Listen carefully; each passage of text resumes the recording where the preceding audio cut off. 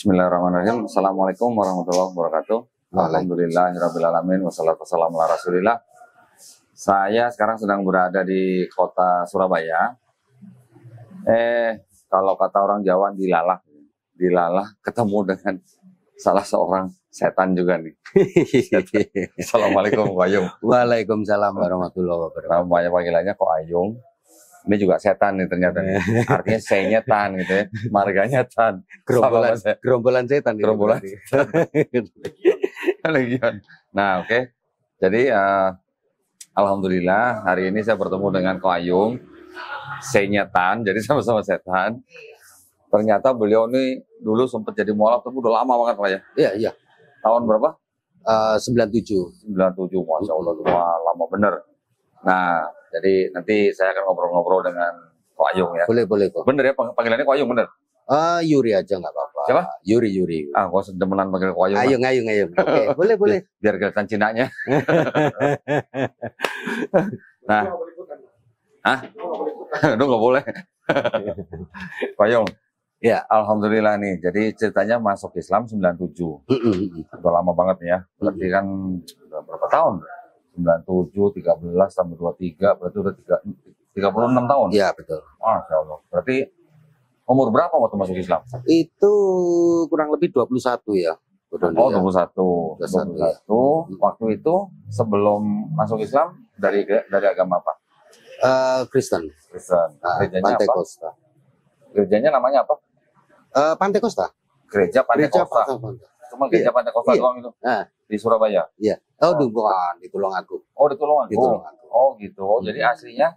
Karena itu gereja itu kan gereja milik keluarga besar. Keluarga besar. Oh, jadi gereja itu milik keluarga? Keluarga besar. Oh, itu bapaknya pendeta? Bukan. Paman. Oh, paman. Oh. Baru tahu gereja milik keluarga besar gitu? Iya. Terus jadi kalau adik saya sekarang juga mendirikan gereja di Surabaya ini. Masih pendeta? Bukan, suaminya yang pendeta. Oh, adiknya perempuan. Kecil. Berapa saudara? Saya 6. Nomor berapa? 4. Oh, adiknya perempuan, sekarang istrinya pendeta. Gitu. Bukan, suaminya pendeta. Oh, iya, adiknya Ko Ayung perempuan. Punya suami pendeta. Iya. Oh, ya. Berarti iparnya Ko Ayung berarti sekarang. Iya, betul. Gereja adik ipar. Glow. Gereja apa tuh? Glow. Iya, singkatan apa? Kurang tahu ya. Oh, nggak tahu ya. Iya. Oh, dulunya berarti Ko Ayung memang dari kecil di gereja keluarga ya berarti ya. Gereja Pantai Costa. Iya. Pantai Costa berarti tepuk tangan joget-joget itu kan? Iya. Sama saya. Gereja Pantai Costa, itunya apa? Bukan battle atau apa gitu bukan? Bukan Pantai Costa Pantai Costa aja? Iya. Dari kecil berarti besarnya di gereja? Iya. Umur 21 tuh berarti kuliah? Berkuliah atau gimana? Saya nggak kuliah. Kuliah, berarti lulus SMA? Lulus SMA. 21 masuk Islam. Terus waktu masuk Islam, itu gara-garanya kenapa? Kan masih umur-umur gimana ya? Umur-umur cari jati diri gitu lah ya. Jadi gini Ko Doni. Waktu itu kan ada pertanyaan yang mengganjal di hati kan. Setelah saya baca-baca, saya sering baca Alkitab itu saya tanya ke mama saya. Nah, itu Yesus itu Tuhan apa Nabi? Kan gitu. Tapi jawaban mama itu ya bisa dibilang nggak sesuai dengan harapan saya. Jawabannya nggak memuaskan. Nggak memuaskan. Terus nggak tanya ke pamannya yang jadi pendeta gitu? Waktu itu saya masih belum berani sih. Oh, belum berani? Ya. Baru 27. Ada. Oh, ada. Ada pertanyaan itu yang nggak bisa, juga nggak bisa dijawab juga. Sama pamannya? Sama paman. Waktu itu justru dicuekin gitu loh, sambil ditinggal pergi gitu aja. Ingat pertanyaannya apa, ingat nggak? Udah 30 tahun lebih ini. Ya, Yohanes berapa ya? Yohanes 7, Yohanes 16. 7. Oh, yang ajaranku bukan berasal dari aku gitu ya.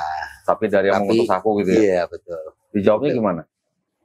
Nggak dijawab sama sekali. Loh. Jadi ditinggal pergi sambil ya gimana ya? Dicuekin. Ya dicuekin gitu aja. Ya itu yang membuat saya detik itu juga saya nggak pernah ke gereja. Waktu itu saya juga hijrah ke Kalimantan dulu. Ke Kalimantan saya kerja. Setelah itu dari situ sampai tahun 97 ya. 97 saya kenal dengan pacar saya yang sekarang jadi istri saya. Oke, gitu ya. Dari situ saya belajar, saya sering main ke desanya. Saya lihat saudara karena di desanya itu kan di Kalimantan? Bukan di sini, di Bojonegoro. Oh, istri saya orang Bojonegoro. Oh, oke. Jadi tadi yang ke Kalimantan nggak lama balik lagi atau gimana? Ya di sana kerja, habis itu saya kembali ke Surabaya, terus saya kerja di pabrik, saya kenal istri saya di pabrik. Oke, ya. Itu. Terus di situ baru kenal Islam. Waktu itu kan saya dibuang dari keluarga, Kodondi. Tapi kan belum masuk Islam, kok udah dibuang? Ya, waktu itu saya kenal 97 itu, ya kan. Setelah pulang dari Kalimantan kan saya bilang ke keluarga kalau saya ingin menikah gitu loh. Karena saya punya cewek, tapi kebetulan cewek saya ini pribumi karena saya keturunan kan. Saya pribumi. Ya jawaban keluarga enggak masalah, yang penting istrimu masuk ke keluarga kita. Jadi kita nikahkan secara Kristen kan gitu. Saya yang nggak mau karena saya sudah pas, saya sudah mantep dengan apa yang selama pacaran ini saya pelajarin gitu Kodon. Nah waktu pelajarin itu apa yang bikin Koyong mantap dengan Islam? Cuman wudhu. Serius? Iya. Keren amat. Cuman wudhu. Wudhu. Jadi ceritanya gimana wudhu? Kerennya di mana? Jadi waktu itu saya lihat kalau di kampung itu kan gini Kododi. Rumah tengah ini kosong kayak lapangan gitu. Jadi kita melihat ya kan saudara-saudaranya pacar saya waktu itu kan masih pacaran ya. Saya lihat di situ dia wudhu itu padasan. Kalau orang Jawa bilang padasan itu ada di depan rumah gitu. Ya. Jadi mereka wudhu, saya lihat, saya perhatikan aja. Saya tanya ke istri saya, ngapain sih itu? Itu namanya wudhu. Tapi kok berulang-ulang wudhunya kan gitu. Kok wudhu setiap waktu itu saya kurang lebih sekitar hampir sampai jam 6 sore. Nah berarti berarti sekitar 3 kali. Duhur, asar, sama maghrib ya. Itu saya perhatikan terus. Nah setelah itu terus wudhunya sampai berapa kali? 5 kali. Karena sholat kita itu 5 waktu ya, berarti 5 kali. Oh gitu. Kenapa sih kok sampai wudhu gitu loh? Nah, akhirnya kita dijelasin ya wudhu itu kita memang membersihkan ya kan sebelum kita menghadap ya kan kita sembahyang kita harus bersihkan diri kita dulu. Beda sekali dengan ajaran yang kemarin saya peluk itu. Gitu. Padahal di PL kan ada juga wudhu. Ada ya? Ayo, berarti nggak pernah baca PL berarti. Enggak, ya saya sedikit-dikit tahu. Yesus juga dia akan masuk ke Bait Allah juga dia wudhu kan itu. Ya kalau di perjanjian baru sih nggak ditulis. Tapi kalau yang di perjanjian lama, umatnya Nabi Musa kalau mau masuk kemah perjanjian wudhu dulu. Ada wudhu berarti kan? Iya betul. Nah terus terkesan dengan wudhu dalam Islam. Iya betul. Jadi yang membuat berkesannya itu kenapa? Mau menghadap Sang Pencipta, bebersih dulu. Betul. Gitu ya? Dan itu beda kalau di saya setiap hari Minggu saya ke gereja itu ya saya bermain-main dulu sebelum kita masuk ke gereja kan, kita mainan dulu di taman gitu. Setelah itu kita ya pakai sepatu masuk kan masuk. Nah, padahal setelah saya memeluk Islam ya kan. Nah, itu kan baru setelah saya mengenal Islam itu baru saya tahu kan. Ini kan bait Allah gitu ya kan. Kenapa kok dia seenaknya masuk dengan, apalagi dengan ya kalau yang cowok mungkin agak rapi lah ya kan, cuman kalau yang cewek ya gitulah ya kan. Adik-adik saya aja ya pakainya ya mini-mini udah biasa itu mini-mini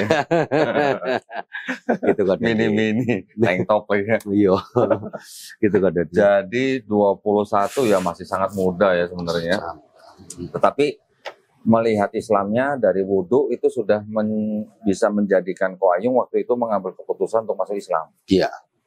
Cuman wudhu aja. Wudhu ya, kedua cinta dong. Oh cinta. Enggak ya, ini di luar itulah ya.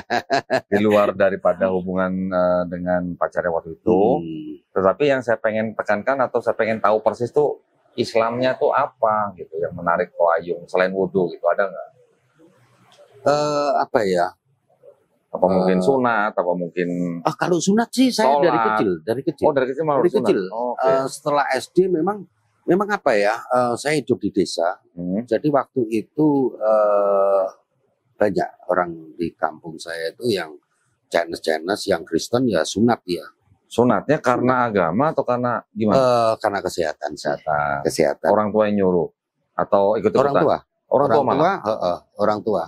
Jadi tapi kebanyakan jarang dari lahir atau dari bayi gitu jarang. Biasanya di kelas 6. Kelas 6. Setelah kita ujian kelas 6 itu, kita kan ada liburan panjang. Nah, itu biasanya dipergunakan untuk sunat. Iya. Sunat masal atau enggak tuh? Enggak. Tapi maksud saya gini, Wayung. Ya. Orang tuanya menyunatkan anaknya, itu karena ngikutin Yesus sunat atau karena kebersihan, kesehatan? Waktu itu ya kebersihan sih. Berarti orang tua Ko Ayung berarti tahu sebenarnya kalau saya sunat jalan sendiri. Saya sama adik saya. Oh gitu. Tapi disuruh orang tua? Enggak. Jadi orang tua cuman gini. Kapan kamu kalau nanti sudah kelas 6 bolehlah sunat kan gitu. Enggak ada masalah kamu sunat kan. Maksud saya, berarti orang tuanya Ko Ayung tahu kan kalau sunat itu bagus buat kesehatan? Oh iya, tahu. Karena papa saya sendiri juga sunat. Oke. Terus terang saya pernah lihat kan gitu. Oh namanya. Gitu. Iya. Pernah lihat waktu disunat gitu? Iya, karena pernah dimandiin kan. Oh gitu. Iseng banget anak ngeliatin bapaknya enggak. mandi. Kok Doni pernah nggak lihat ya? Pasti pernah lah. Namanya anak gak sama inget bapak. Gak inget lah. Hah? Oh berarti enggak. Papanya Ko Doni ini kelihatannya nggak sunat nih. Kelihatannya emang enggak. Setahu saya enggak. Enggak ya? Enggak. Nah itu juga. Kalau papa saya sunat. Sunat setelah masuk Islam. Jadi gini, Ko Doni, papa saya itu kan juga sudah ampiang ya. Kalau orang bilang ampiang. Ampiang itu apa? Ampiang itu apa ya? Antara engkong saya kan asli memang dari RRC ya kan. Setelah itu dia turun Semarang. Oh sama sih emang engkong saya? Dia pasti jangan-jangan satu rombongan. Kira-kira ini bisa jadi. Tapi terus. Cuman jaraknya nggak tahu ya kalau dia. Mungkin jaraknya. Kalau jarak kita kan berarti kan tergantung bokap kita dulu umur berapa ya? Karena waktu itu engkong saya juga turunnya di Semarang. Iya. Hampir kebanyakan. Setelah itu pakai ini sepeda onta. Iya kan? Sepeda kebu. Sepeda ontel. Iya, sepeda ontel. Itu dalamnya emas semua itu. Hah? Dalam apanya? Dalam rangka sepeda itu emas. Oh ya? Iya. Itu saya dapat cerita dari memang dari engkong saya itu untuk modal. Karena dia kan harus bamil kan. Bamil di sana, dia lari ke sini. Ya memang satu kapal gitu dia. Ya itu. Jangan-jangan engkong situ sama engkong saya saudaraan jangan-jangan. Ya bisa. Satu rombongan ya kan? Satu rombongan makanya sama gitu kan. Nah ini kan kita umur kan cuma berapa tahun lah ya. Ada kemungkinan berarti. Bisa juga. Ya kan?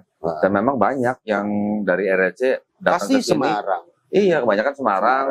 Sumatera, Palembang, Tuban, ya kan? Memang yang margatan memang banyak. Iya. Kalau nggak salah di Cinanya tuh dari wilayah Hokkien kalau nggak salah. Hokkien itu kan luas. Hokkien itu ada utara, ada selatan. Nah dari antara ini nanti ada lagi yang suku kayak Yeosu gitu lah ya. Tapi yang paling banyak memang Tan. Iya. Berarti kalau diurut-urut mungkin ketemu ini ya. Terus tadi gimana? Ya itu, jadi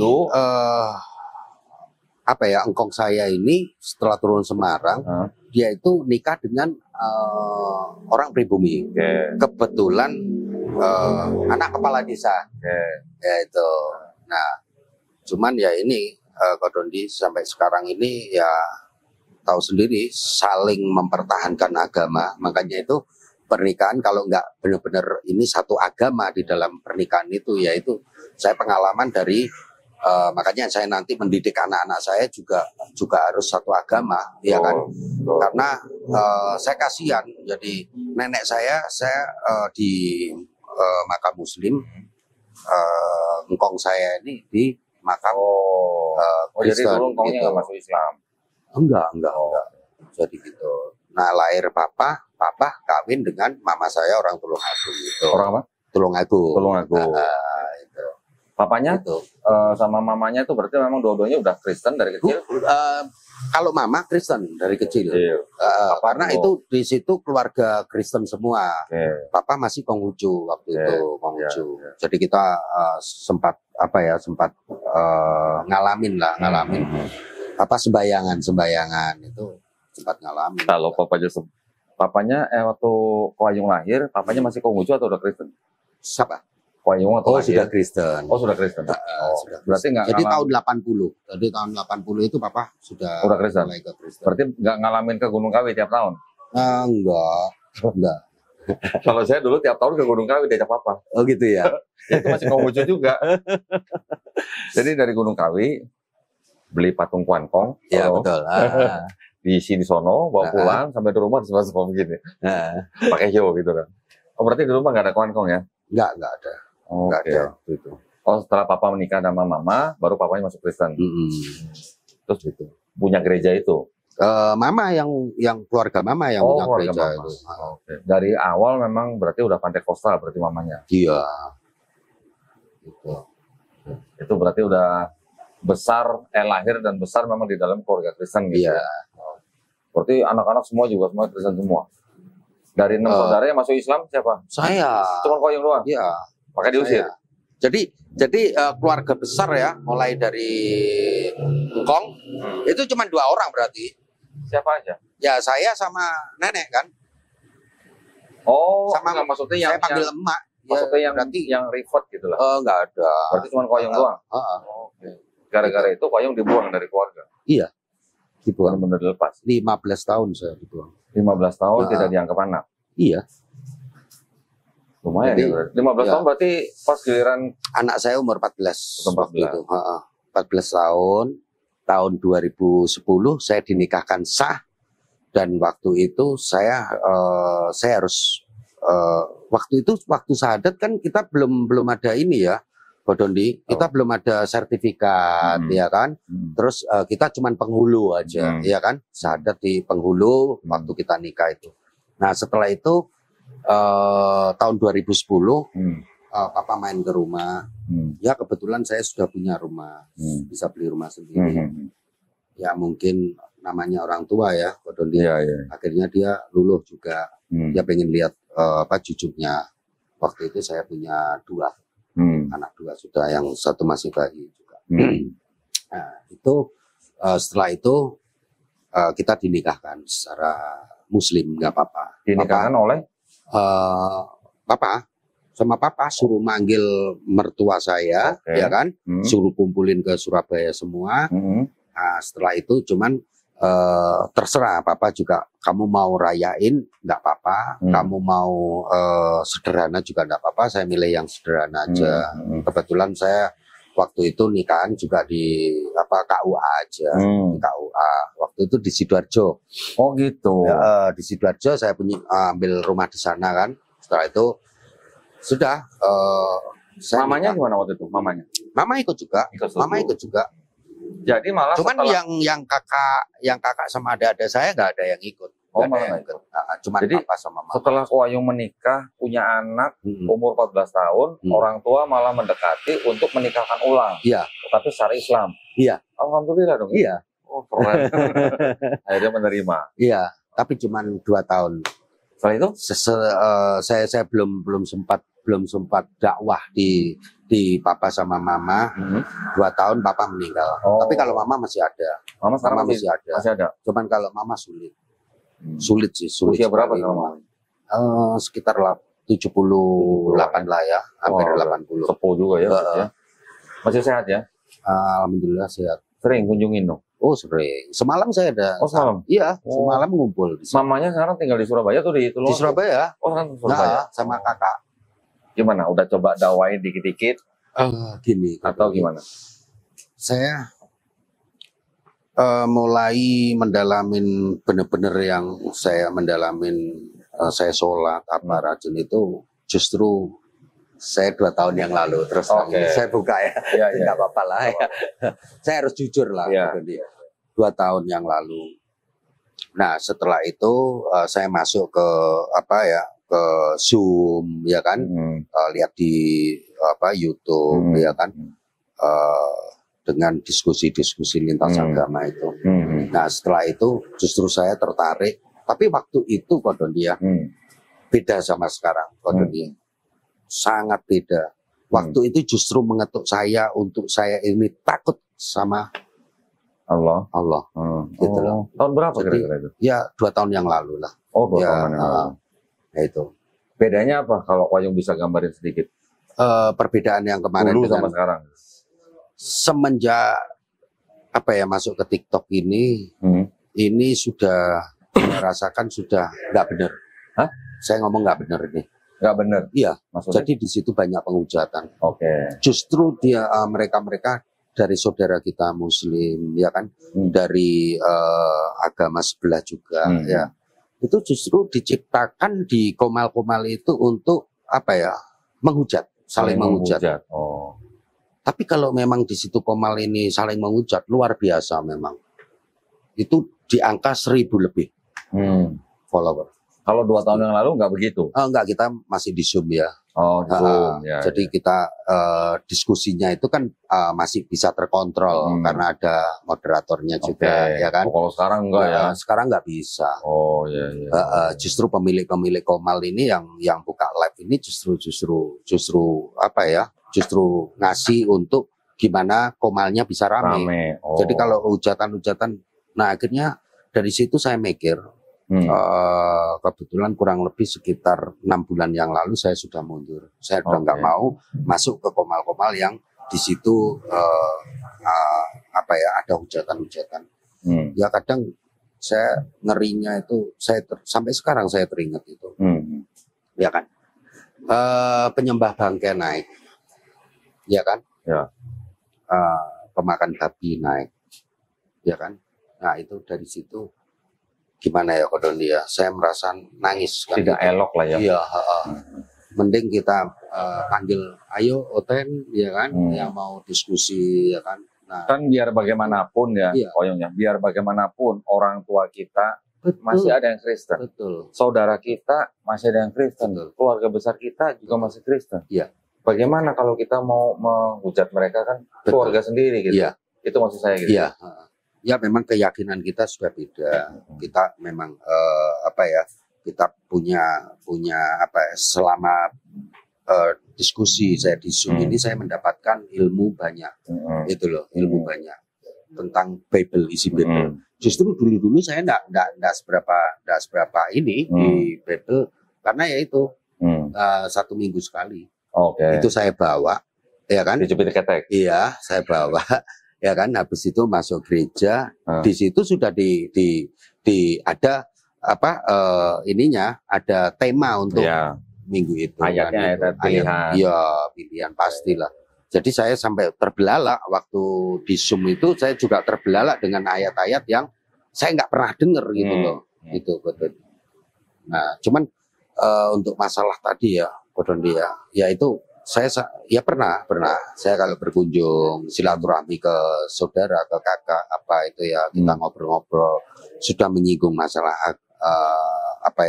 masalah agama ya kan, saya jadi menggebu-gebu seakan-akan saya ini menjadi debater kan gitu, saya menjadi debater di situ ya kan. Nah saya sekat dengan ayat-ayat kan yang saya siapkan kan di HP. Ini sudah saya catat di HP. Jadi itu yang saya baca, saya ajukan. Nah, setelah itu jawaban mereka justru dia bilang gini, kamu sudah cingkrang. Sudah apa? Cingkrang. Cingkrang. Ya, jadi gini. Maksudnya? Kalau di luar sebetulnya cingkrang itu cingkrang itu hal biasa ya. Saya dengerin cingkrang. Tapi kalau di luar agama kita itu cingkrang itu sebutan sudah apa ya, Kodondi, fanatik dan sudah apa ya, jalurnya alirannya keras. Ya, yang aliran keras itu ya. Ya itu Kodondi. Nah, setelah itu saya berpikir, saya renungkan, saya lihat, terus dari hujatan-hujatan itu saya kayak ada yang kembalikan gitu. Ada yang kembalikan, ada yang menyadarkan saya. Yaitu akhirnya saya sudah sekarang mundur lah. Saya mundur, saya mending masuk ke yayasan yang di dalamnya apa ya, kita itu benar-benar real ke. Makanya saya suka kayak gini daripada saya diskusi atau debat di komal-komal kayak gitu di dunia maya. Yayasan apa kok? Apa? Yayasan apa? Saya di JCC. Oh, JCC. Ya. Oh, Allah. Bang Sulfikar. Iya. Oh, gitu. Saya di JCC. Donatur. Bang Yan. Bang Yan. Oh ya. Cuman saya lebih dekat dengan ini Pak Dijul. Ya, Bang Julnya Ponorogo ya. Tahu. Saya lebih dekat sama dia. Donaturnya JCC. Ya, nggak perlu disebut. Nggak perlu disebut. Nggak apa-apa. Ya, alhamdulillah. Jadi kita sih memang diajarkan di dalam agama kita. Iya, kita dilarang memaki sesembahan orang lain. Iya. Betul kan? Iya. Kalau kita memaki sesembahan orang lain, nanti orang lain akan memaki Allah Subhanahu Wa Taala tanpa pengetahuan. Itu yang kita nggak mau kan. Jadi memang betul sekali kalau Wayung itu tidak ikut di dalam ruang saling menghujat lah ya. Saya juga nggak mau yang begitu-gituan. Saya juga masuk TikTok tuh baru-baru ini aja. Oh iya. Itu pun ditarik-tarik sama dia nih. Oh itu. Sekarang Komalnya dia yang di ban. Bang Umar, kasih dikit. Kasih kesempatan dikit. Nah, saya juga, kalau saya kan di Yayasan Pembina Mu'alafah Tauhid. Oh iya. PMA kan, Gerak Mu'alaf kan. Kita memang juga mengikuti jalur perang pemikiran. Tetapi kita menjaga batas-batas supaya jangan sampai kita menghujat sembahan orang lain. Betul, kok. Ya.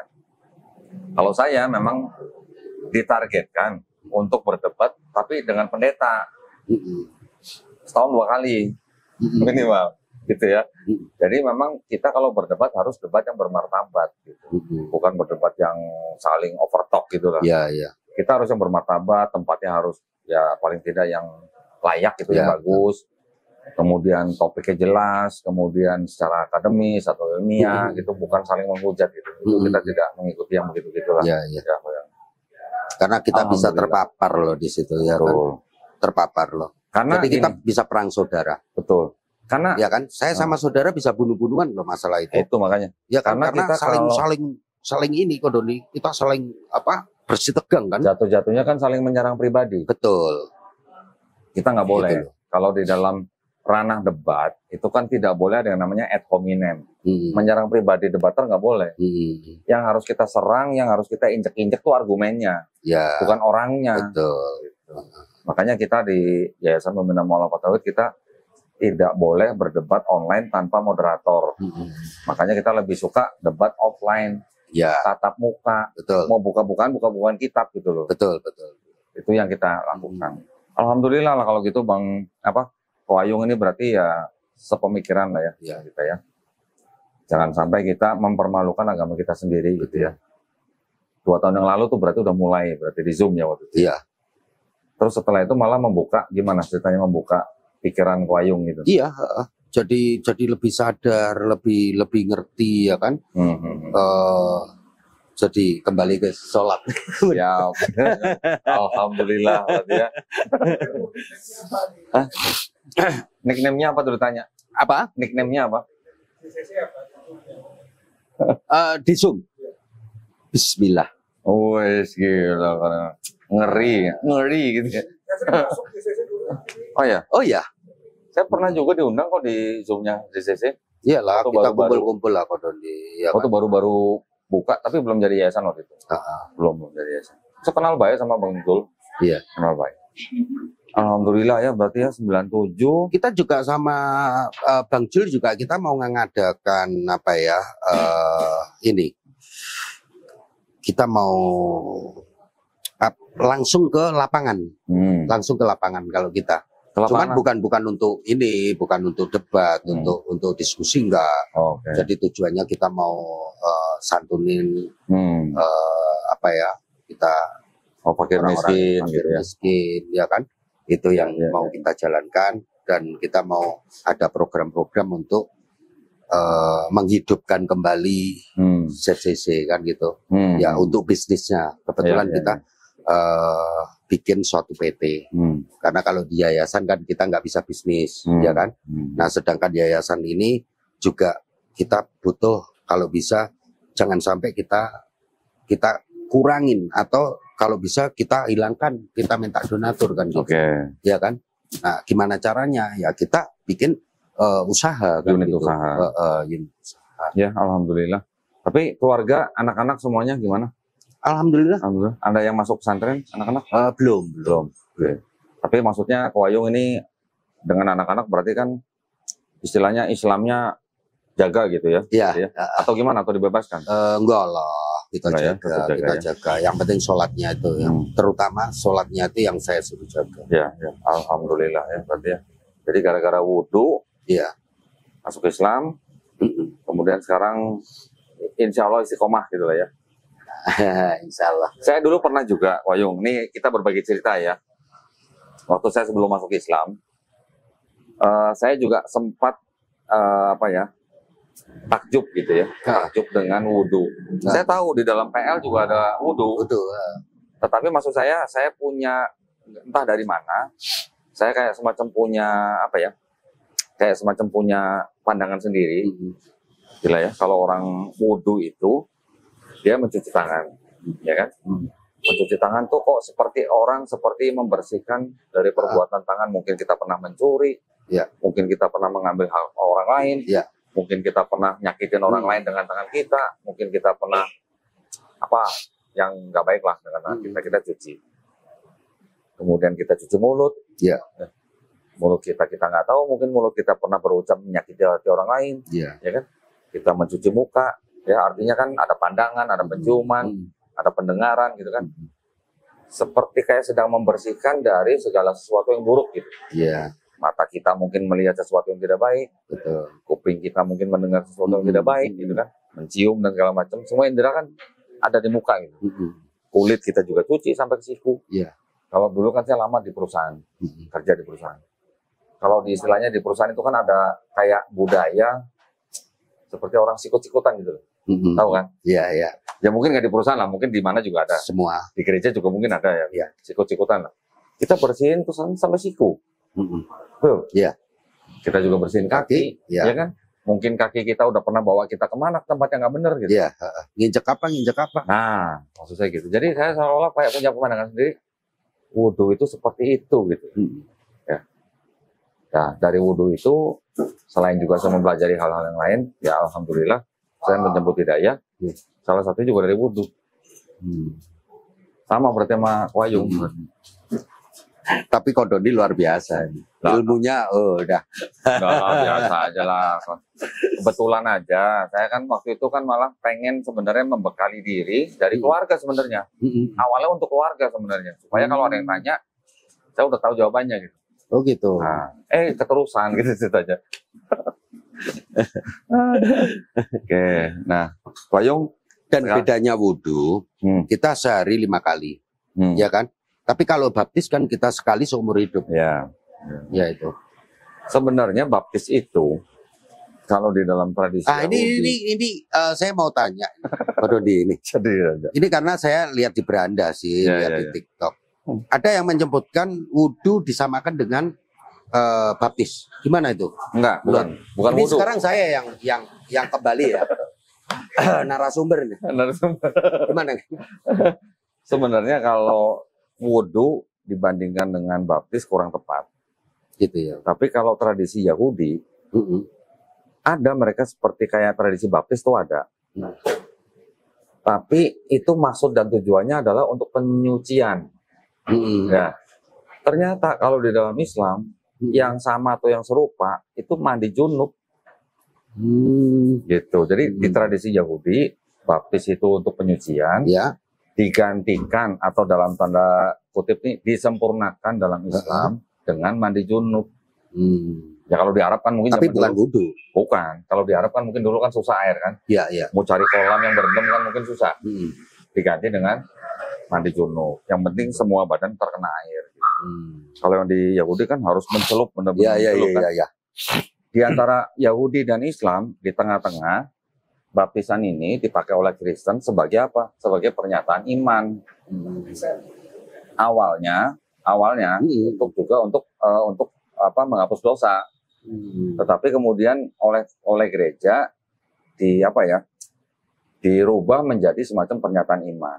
Jadi kalau di Kristen pernyataan iman orang masuk Kristen atau sebagai orang yang dianggap hijrah lahir baru dengan baptis. Kalau di Islam kita kenal dengan hijrah. Tapi kalau baptisan dari Yahudi ke Islam itu sebenarnya tradisinya adalah untuk mandi junub, menghilangkan hadas besar. Jadi kalau saya lihat ya untung saya nggak wudhu sekali aja untuk seumur hidup. Ya. Untungnya. Bukan baptis ya. Iya. Karena dengan kemarin itu saya lihat di beranda di TikTok saya, ya kan? Itu kalau kita nggak bijak, kita bisa loh itu wudhu sekali untuk seumur hidup. Kalau dalam Islam kan nggak ada begitu. Ya karena lihat di TikTok kan gitu. Nah makanya dunia media sosial ini kan harus benar. Kan? Kita kalau mempelajari jangan sampai terpeleset orang-orang yang di bawah. Ya kalau kita samakan, setelah itu dia ngomong, dia nggak apa-apa kok mengizinkan. Kalau mempelajari sesuatu sih yang paling baik kan dari sumbernya. Dari sumbernya langsung gitu. Jangan dari orang-orang yang belum jelas gitu. Saya mempelajari kristologi kan juga bukan dari Islam. Saya mempelajari kristologi malah dari sumbernya, dari Kristennya. Karena di dalam Kristen sendiri kan memang sumbernya kristologi. Gitu. Dan memang di dalam Kristen kan memang tidak semuanya sama, seragam. Teologinya masih beda. Manuskripnya masih beda. Terjemahannya juga beda. Itu kan yang paling kita menyodorkan sesuatu yang dari sumbernya. Mending kita kembali ke ustadz masing-masing. Alhamdulillah ya. Jadi Wayung minta pesennya nih buat teman-teman, buat pemirsa di channel Doditan nih dan Geraha Mualaf Jakarta nih. Pesannya untuk Muslim juga untuk yang belum Muslim gitu. Ya untuk yang Muslim tetap tetap harus lebih menguatkan imannya, ya kan? Ya. Untuk yang belum Muslim, termasuk keluarga besar ya semoga saya berdoa, semoga cepat-cepat dapat hidayah. Cepat-cepat. Tapi itu selalu saya sebutkan. Setelah saya sisipkan setelah saya sholat. 5 kali ya saya sisipkan. 5 kali saya minta hidayah. Itu saya sebut satu-satu, mulai dari mama sampai ke kakak dan adik-adik saya.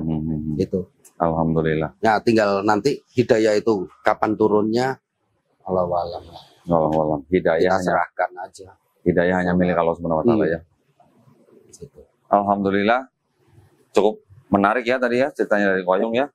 Dari wudhu masuk Islam, sekarang istilahnya bagaimana mendoakan keluarganya yang belum Muslim. Ya, Masya Allah.